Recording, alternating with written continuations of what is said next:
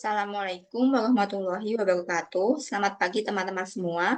Kenalkan kami dari kelompok 5 yang beranggotakan 2 orang.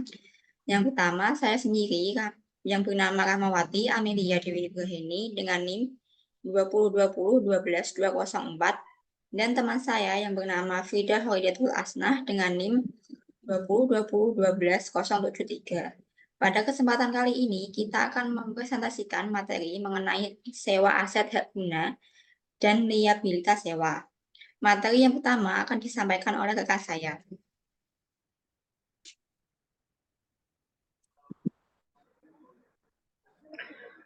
Aset hak guna dan liabilitas sewa.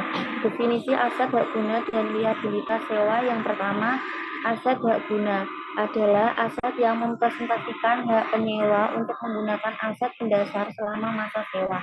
Yang kedua, aset pendasar adalah aset yang terikat pada suatu sewa di mana hak untuk menggunakan aset tersebut telah diberikan oleh pesewa kepada penyewa. Yang ketiga, biaya langsung awal adalah biaya incremental untuk mendapatkan sewa yang tidak akan dikeluarkan jika sewa tidak diperoleh.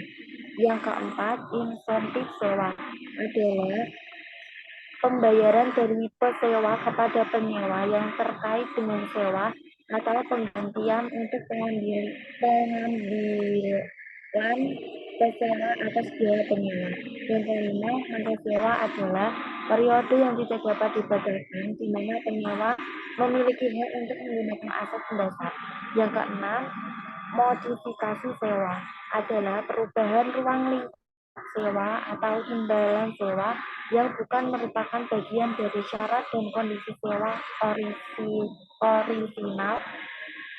Yang ketujuh, nilai wajar adalah sebagaimana dimaksud dalam bab 2 penjelasan umum. Yang kedelapan, pembayaran sewa adalah pembayaran dari penyewa kepada pesewa terkait hak untuk menggunakan aset pendasar selama masa sewa. Yang kesembilan, pembayaran tetap adalah pembayaran dari penyewa kepada pesewa atas hak untuk menggunakan aset pendasar selama masa sewa, tidak termasuk pembayaran sewa variabel. Yang ke-10, penyewa adalah entitas yang memperoleh hak untuk menggunakan aset pendasar selama suatu jangka waktu untuk dipertukarkan dengan imbalan. Yang ke-11, pesewa adalah entitas yang memberikan hak untuk menggunakan aset pendasar selama suatu jangka waktu untuk dipertukarkan dengan imbalan. Yang ke-12, sewa adalah kontrak atau bagian dari kontrak yang memberikan hak untuk menggunakan aset selama suatu jangka waktu untuk dipertukarkan dengan imbalan. Yang ke-13, sewa jangka pendek adalah sewa yang pada tanggal permulaan memiliki masa sewa 12 bulan atau kurang.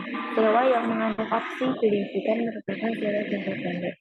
Yang ke-14, suku bunga implicit dalam sewa adalah suku bunga yang mengakibatkan nilai sekarang. Yang ke-15, suku bunga pinjaman incremental penyewa adalah suku bunga yang akan dibayar oleh penyewa untuk meminjam selama masa serupa dan dengan jaminan yang serupa.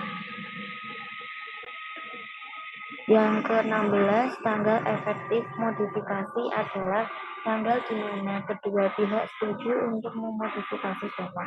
Yang ke-17, tanggal insepsi sewa adalah tanggal yang lebih awal antara perjanjian sewa dan tanggal komitmen oleh para pihak berdasarkan syarat dan kondisi pokok sewa.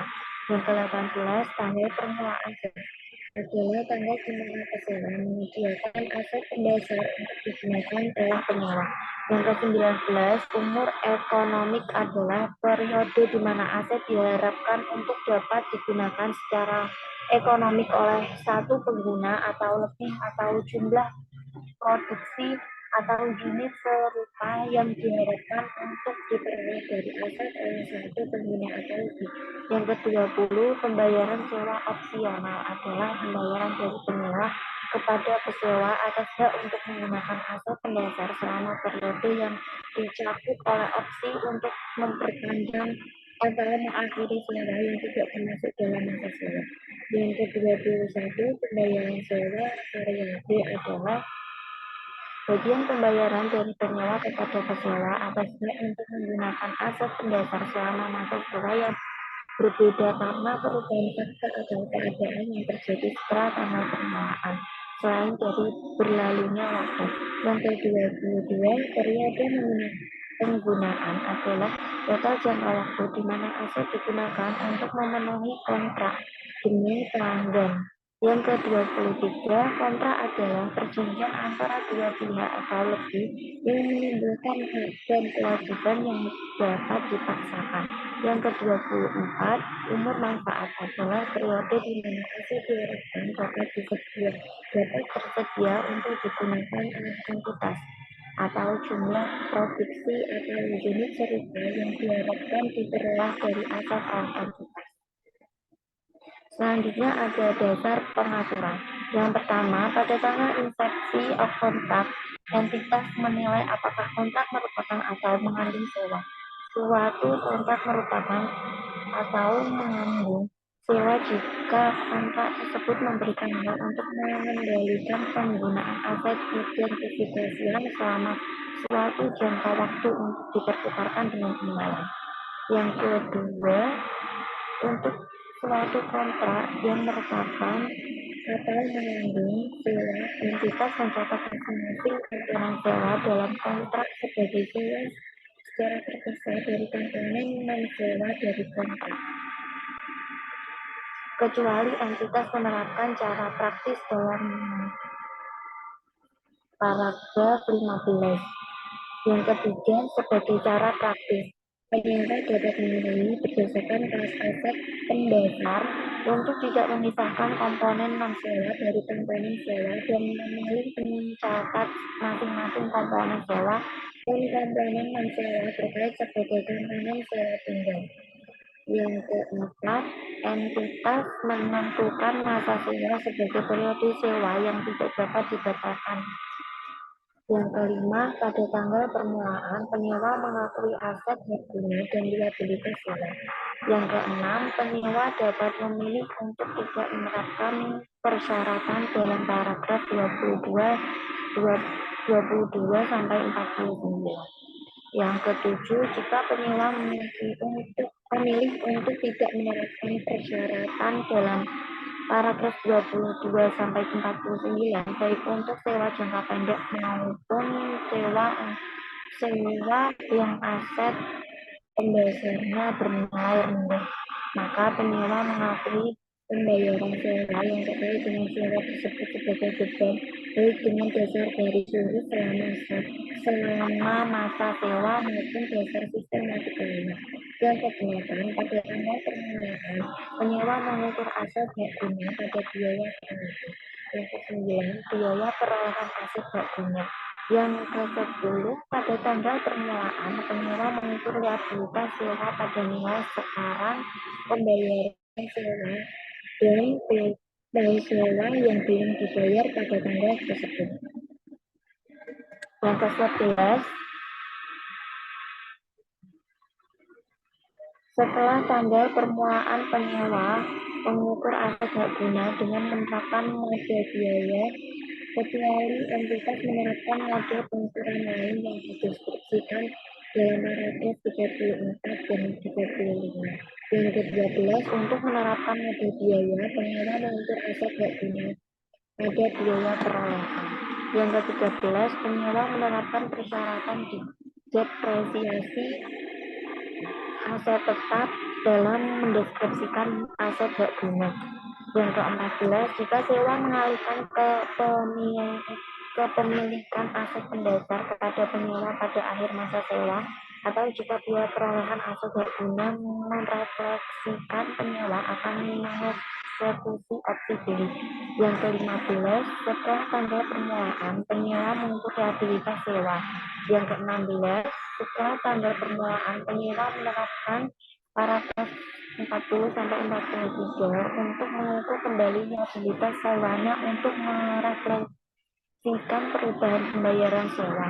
Yang ke-17, penyewa mengukur kembali rehabilitas sewa dengan mendiskontokan pembayaran sewa revisian menggunakan tingkat diskonto revisian.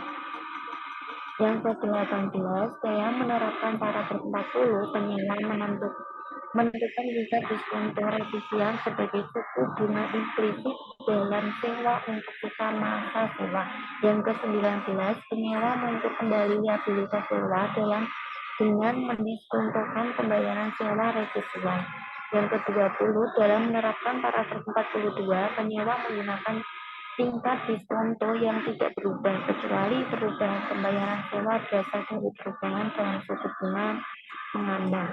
Yang ke-21, penyewa mencatat modifikasi sewa sebagai sewa terpisah. Selanjutnya penjelasannya, yang pertama, kontrak merupakan atau mengandung sewa jika memberikan hak untuk mengendalikan penggunaan aset identifikasian yang mengandung sewa selama suatu jangka waktu untuk dipertukarkan dengan imbalan. Yang kedua, jangka waktu dapat dideskripsikan sebagai jumlah penggunaan aset identifikasian. Yang ketiga, aset identifikasian yang mengandung sewa. Yang keempat, penentuan sewa. Yang kelima, memisahkan komponen kontrak. Yang keenam, masa sewa dimulai pada tanggal permulaan dan meliputi periode sewa bunga yang diberikan ke sewa kepada penyewa.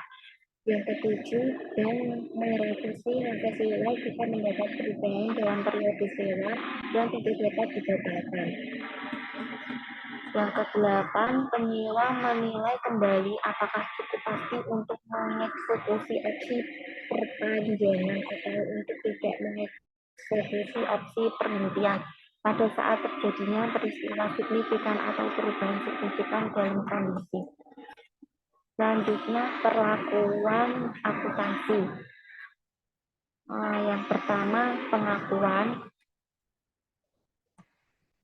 Yang kedua, pengukuran. Yang ketiga, pengukuran selanjutnya.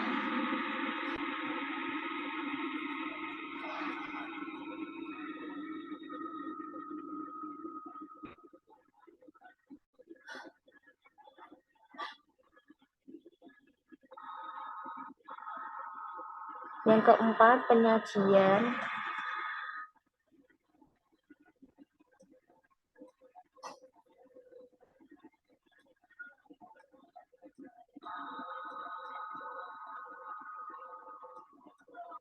Selanjutnya ada pengungkapan. Yang pertama, tujuan pengungkapan adalah agar penyewa dapat mengungkapkan informasi dalam catatan atas laporan keuangan, serta informasi yang diberikan dalam laporan posisi keuangan, laporan laba rugi, dan laporan arus kas yang memberikan dasar bagi pengguna laporan keuangan untuk menilai dampak sewa terhadap posisi keuangan.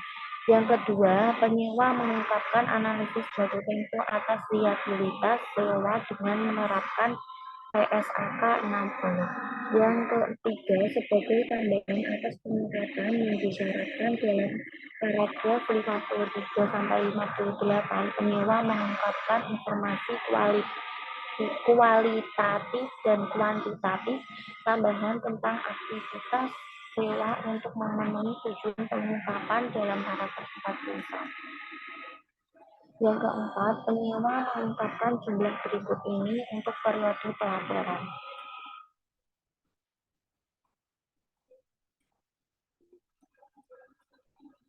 Yang kelima, penyewa memberikan pengungkapan yang ditetapkan dalam paragraf 53 dalam format tabel.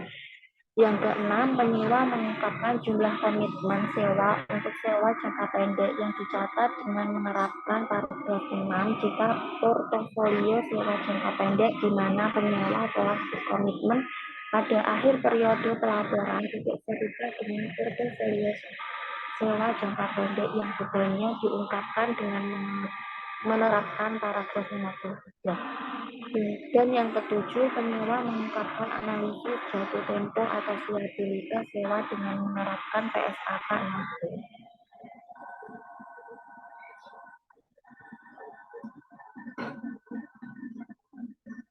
Selanjutnya akan dibacakan oleh Mbak Dewi.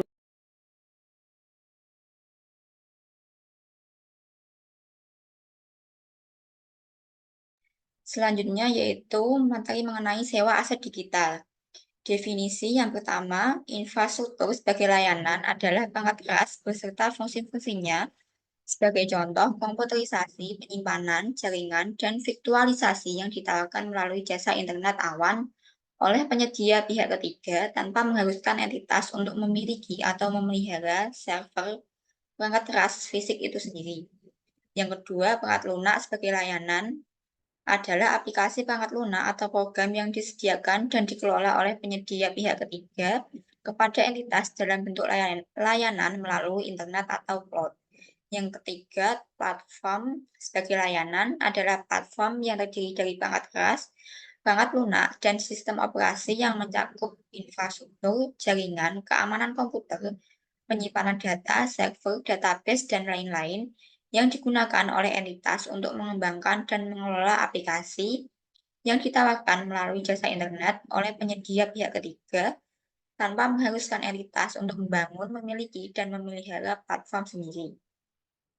Yang keempat yaitu kontrak komputasi awan adalah pengaturan antara entitas dengan pihak ketiga penyedia layanan atau cloud atas penyediaan layanan komputasi dan sumber daya yang terkait yang ditawarkan pada entitas melalui jaringan internet.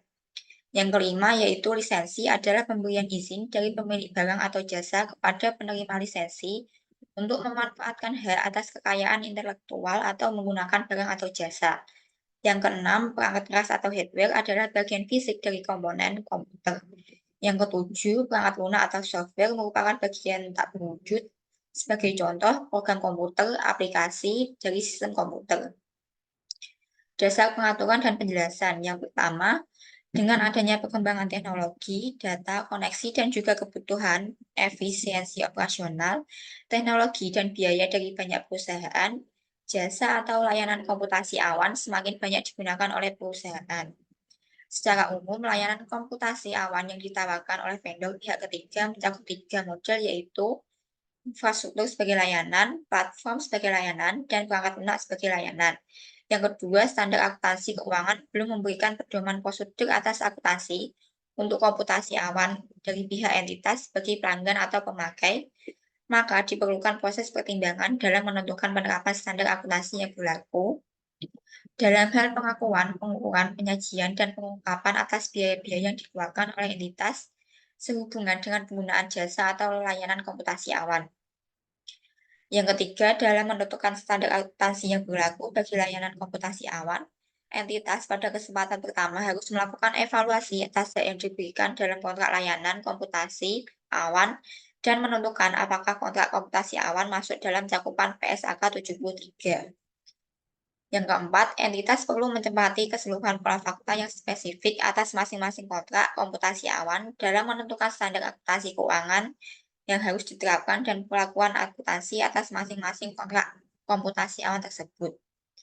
Yang kelima, sewa. Pada tanggal instansi kontrak, entitas menilai apakah kontrak merupakan mengandung sewa. Jika suatu kontrak merupakan mengandung sewa, tersebut memberikan hak untuk mengendalikan penggunaan aset identifikasian selama suatu jangka waktu untuk dipertukarkan dengan imbalan.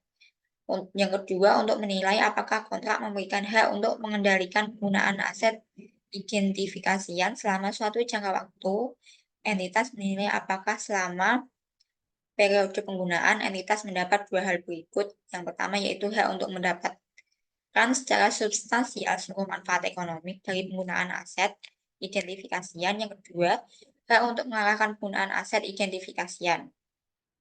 Yang keenam, aset tak berwujud.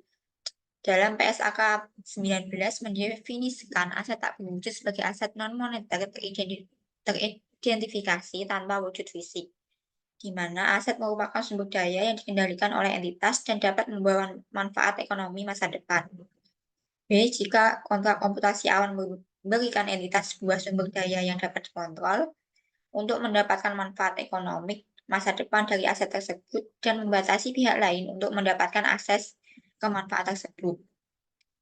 Yang C. Dalam suatu kontrak komputasi awan, hak untuk mengakses perangkat lunak atau perangkat keras tidak selalu menghasilkan sebuah transfer atas kepemilikan atau lisensi yang diberikan. Hak atau lisensi dinilai substansial jika kedua kriteria berikut dipenuhi saat kontrak dimulai. Yang pertama, entitas mempunyai hak kontraktual untuk mengambil alih perangkat lunak selama periode kontrak layanan tanpa dikenakan penalti signifikan. Yang kedua, entitas dapat untuk menjalankan perangkat lunak di perangkat keras milik entitas atau entitas dapat mengontrak pihak lain yang tidak mempunyai hubungan dengan vendor untuk menjalankan perangkat lunak tersebut. D. Kontrak PAAS atau IAAS biasanya memiliki lisensi atas perangkat lunak. Maka kontrak PAAS atau AAS dikategorikan sebagai aset tak berwujud. 7. Pengakuan. Dalam mengakui biaya yang muncul dari kontrak komputasi awan, entitas dapat mengkapitalisasi biaya tersebut atau membiayakan setelah melakukan beberapa analisis tersebut. Yang pertama, entitas menentukan apakah kontrak mengandung unsur sewa sesuai dengan persyaratan dalam PSAK pasal 73. Yang kedua, entitas mengkaji ulang biaya yang bukan merupakan komponen sewa dan mengkapitalisasi biaya tersebut sebagai aset tak berwujud. B. Jika kontrak tidak mengandung unsur sewa, entitas mengkaji apakah kontrak menghasilkan aset non-moneter teridentifikasi tanpa wujud fisik yang dapat dikendalikan oleh entitas. C. Jika kontrak komputasi awan tidak memenuhi syarat pengakuan menurut PSAK 73 atau PSAK 19 di atas, maka kontrak merupakan kontrak jasa dan biaya-biaya sehubungan dengan layanan komputasi awan dibebankan saat terjadi. 8. Pengukuran. Aset tak berwujud yang diperoleh terpisah oleh entitas. Sebagai contoh, lisensi perangkat lunak dalam kontrak komputasi awan dapat dicatat sebagai aset tak berwujud. B. Entitas sebagai penyewa mengkapitalisasi biaya perolehan sebagai aset hak guna, sedangkan liabilitas hak sewa diukur pada nilai kini pembiayaan sewa yang belum dibayar pada tanggal kontrak.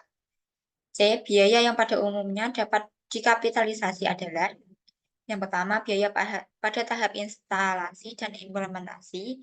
Yang kedua, biaya pada tahap pelatihan dan implementasi.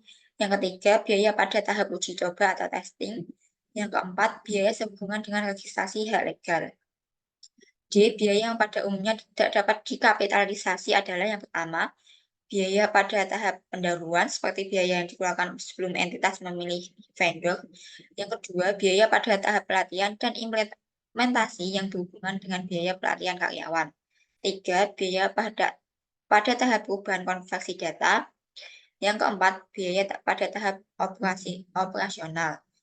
Yang yang terakhir, biaya sehubungan dengan pembelian perangkat keras sebagai bagian dari kontrak komputasi awan dapat dikapitalisasi dan dicatat sesuai dengan penerapan PSAK 16.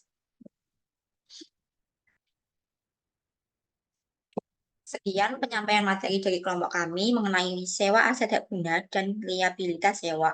Apabila teman-teman masih kurang mengerti mengenai materi yang kami sampaikan, dapat ditanyakan melalui WA Group kelas dan kami batasi hanya kepada 3 penanya tercepat.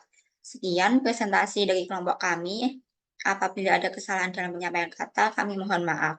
Wassalamualaikum warahmatullahi wabarakatuh.